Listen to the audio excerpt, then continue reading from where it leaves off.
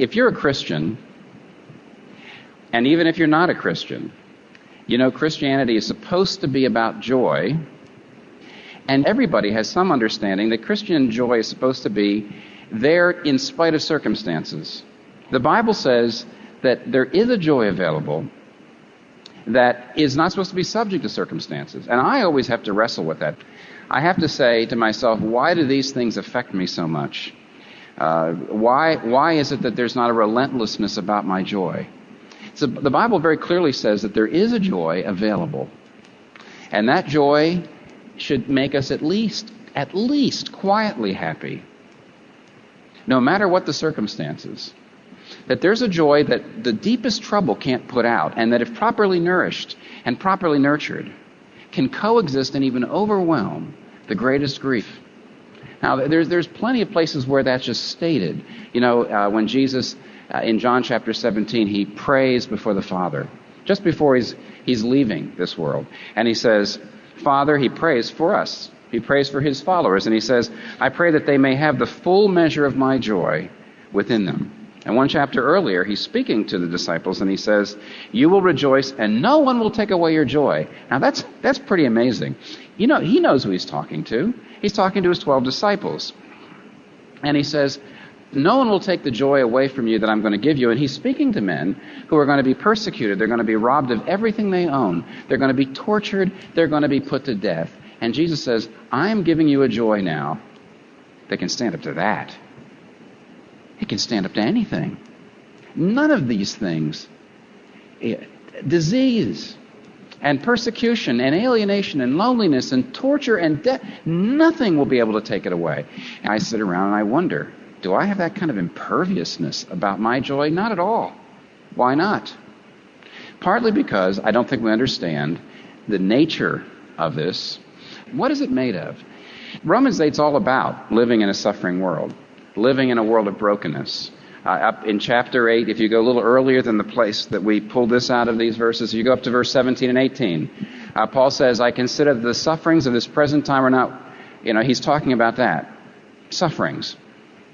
And a little bit later, he's talking about trouble and persecution and nakedness and poverty and danger. And he's talking about how do we live in a world like that. And then these three verses, they're very, very famous. I believe in these three verses, you've got three principles.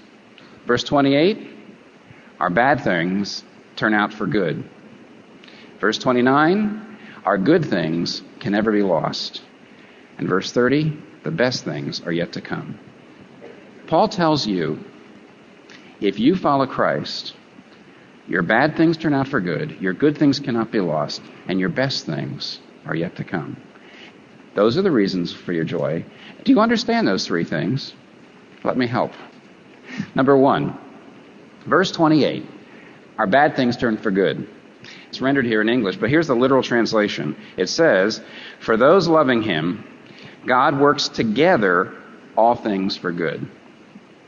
To those loving him, God works together all things for good. Let me give you an ABC implication of this first principle. ABC, three implications. First of all, it says that all things happen to Christians. The first implication is Paul is teaching, and this is, by the way, extremely important for you to understand this if you're going to have a kind of relentlessness and an imperviousness to your joy. Okay? The first thing this tale tells us is that Christian circumstances are no better than anybody else's. The first thing this tells us is that terrible things happen to people who love God. Many Christians explicitly teach, and most Christians implicitly believe, that if I love God and if I serve God, then I will not have as many bad things happen to me.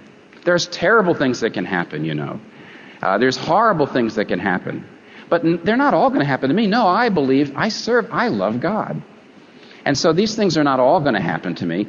By and large, my circumstances will be better. And this text tells us, and experience shows us, that that's just not true. All the same things that happen to everybody else will happen to people who love God. All the same things. Now, if you want to know what all things is, it really means all things. little further down in verse 35, it's not printed here, but I'll read it to you. Paul says, what can separate us from the love of Christ? He says, can, and he mentions this, trouble, hardship, persecution, famine, poverty, danger, or sword? Now, look at those things. Trouble, hardship, persecution, famine, poverty, danger, sword. What is Paul saying?